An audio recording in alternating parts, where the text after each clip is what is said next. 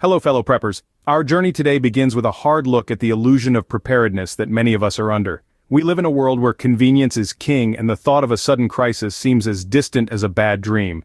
Yet, in reality, the majority of us are woefully unprepared for such a scenario. Imagine a world without the conveniences of fast food at the click of a button, internet that connects us globally in an instant, refrigeration that keeps our food fresh for weeks, and transportation that gets us from point A to B in a jiffy. Sounds daunting, doesn't it? Yet this is the stark reality we could face in a sudden emergency or disaster.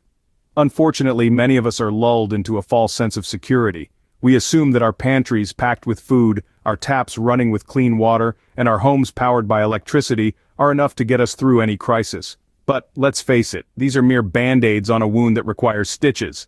Our reliance on modern conveniences has led us to underestimate the severity of potential threats, causing us to procrastinate or ignore the need for adequate preparedness measures. The truth is, 68% of American households have less than 3 days of food in their cupboards and less than a day's worth of drinking water stored. And alternative energy sources for heating, cooking, or boiling water? Zero. In today's age of convenience, we've become the most entitled generation ever, expecting to be waited on hand and foot. Our skill set for basic tasks like cooking, woodworking, gardening, or even farming is at an all-time low. We've become dependent on systems that, in the blink of an eye, could fail us during a crisis. This is the illusion of preparedness. It's a dangerous game to play, one that could cost us our survival. We need to wake up to this reality, shake off our complacency, and start building our resilience. As we've seen, a large majority of us are woefully unprepared for a sudden crisis. But don't despair. This is just the beginning of our journey, and together we can turn this around. It's time to tackle the issue of complacency. We often find comfort in our routines, our habits, and our sense of normalcy. Yet, this comfort zone can easily morph into a dangerous trap of complacency, especially when it comes to emergency preparedness. The hard truth is that a significant number of American households are in the danger zone. Consider this: 68% of households have less than 3 days' worth of food in their cupboards. Most of them have less than a day's worth of drinking water stored. The absence of alternative energy sources for crucial tasks like heating, cooking, and boiling water is also alarming. We are living in a world where threats can emerge without notice. Natural disasters, power outages, and other emergencies don't come with a prior appointment. They strike when we least expect them. Yet complacency often leads us to underestimate these threats. We convince ourselves that disasters happen to other people, not us. We procrastinate on preparing for such scenarios, believing we have plenty of time. However, when disaster strikes, time is the one thing we don't have. Complacency can lead us into a false sense of security, making us blind to the potential dangers lurking around every corner. It's critical to remember that no one is immune to emergencies. It's not a question of if, but when. And when the time comes, will we be ready? Or will we be part of the ill-prepared majority scrambling for resources and struggling to survive? The complacency trap is easy to fall into, but it's not impossible to escape. Awareness is the first step towards breaking free. Recognize the potential threats and understand the importance of preparedness. But awareness alone won't save us. We need to take action. Start small if you must. Store an extra gallon of water, buy a few extra cans of food, learn new skills, acquire knowledge. Every step, no matter how small, moves us further away from complacency and closer to preparedness. Complacency can be our worst enemy, but awareness and action can be our best allies. Now, let's delve into our dependencies. We live in an age of unprecedented convenience. The flick of a switch brings light.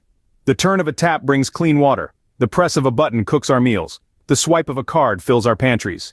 We are, whether we admit it or not, heavily dependent on these external systems. But what happens when the systems we take for granted fail? Imagine, if you will, a world without electricity. No lights, no heating, no refrigeration. Food spoils, homes grow cold, and the night becomes a place of uncertainty. And it's not just our homes that would suffer. Without electricity, our infrastructure crumbles. Gas stations, supermarkets, hospitals, they all rely on power to operate. And then there's water. We are so accustomed to having clean, running water that we rarely spare a thought for how vital it is. But in an SHTF situation, the luxury of turning on a tap to fill a glass or take a shower would be a distant memory. Without access to clean water, dehydration and disease become very real threats. Grocery stores, too, are a crutch we lean on heavily. We stroll down aisles packed with produce from all over the world, filling our carts without a second thought. But what if those shelves were suddenly bare? What if the trucks that replenish them stopped running? In a crisis, those accustomed to relying on grocery stores for their meals would find themselves in a dire situation. These are not pleasant scenarios to contemplate, but they are ones we must face if we are to be prepared. Our dependency on these systems has left us vulnerable. We have traded self-reliance for convenience, and in doing so, we have forgotten how to fend for ourselves. Our over-reliance on modern conveniences could be our downfall in a SHTF situation. We need to remember how to live without them, to be self-sufficient. Because when the lights go out, the water stops flowing, and the grocery stores are empty, it will be those who can stand on their own 2 feet who will survive. Currency, an often overlooked aspect of preparedness. We live in a world where we rely heavily on electronic transactions and digital banking. We can swipe a card or tap a phone to pay for everything we need. But what happens when the power goes out, the banks close, and those systems fail? In a crisis, your digital wallet could be rendered useless. The value of currency, especially in paper form, becomes glaringly obvious during a crisis. Having cash on hand can be a lifeline in the early stages of a disaster when electronic payment systems are down, but shops are still open. It's vital to have a stash of cash, in small denominations, stored safely for such situations. But what about when cash loses its value, or when the crisis stretches on for longer than expected? That's when we need to think about other kinds of currency. You see, currency is not just about paper money or coins. In a crisis, currency could take many different forms. It could be items that are in high demand, like bottled water, canned food, or medical supplies. These items are tangible, useful, and can easily be traded or bartered for other goods and services. This is where the concept of asset diversification comes into play. It's not just about having cash on hand, but also having valuable commodities that could be used for bartering. This might include precious metals like gold or silver, or everyday items that become scarce in a crisis like batteries, matches, or toilet paper. The value of these items could skyrocket in a post-disaster economy, and being able to trade or barter with them could mean the difference between surviving or not. Remember, in a crisis, the value of currency is not defined by the banks or the stock market. It's defined by what people need and what they're willing to trade for it. Without a backup plan for currency, we could find ourselves in dire straits. So let's take a moment to reflect on our financial preparedness. Do we have cash on hand? Do we have assets we could barter with? If the answer is no, then it's time to take action. Because in a crisis, the value of currency is not just about wealth, it's about survival. Survival skills, a necessity often neglected. It's astonishing how the very skills that have allowed us to thrive as a species are being forgotten in our modern, convenience-driven world.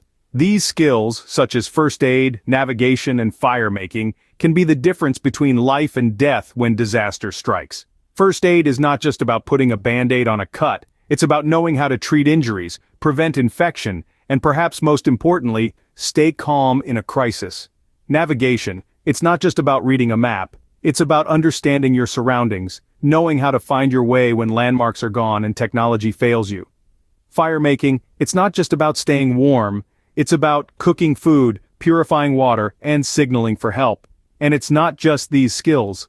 Knowing how to hunt, forage, fish, garden, even raise small animals can be invaluable when food supplies run out. These are skills that our ancestors took for granted, but many of us have never even considered learning. But it's not too late. These skills can be learned, practiced, and honed. They can become second nature, ready to be called upon when needed. And believe me, when the chips are down, you'll be glad you took the time to master them. Without these basic survival skills, surviving a crisis becomes a daunting task. We've talked about the problems, now let's focus on the solutions.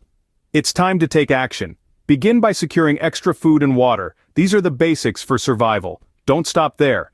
Invest in learning new skills. Knowledge is the currency of survival. It's not about having the most gear, it's about being the most prepared. Start prepping for tomorrow, today. Don't make excuses. With that said, I'll catch you on the next one. Remember to subscribe to Prepping for Tomorrow as we embark on this journey together.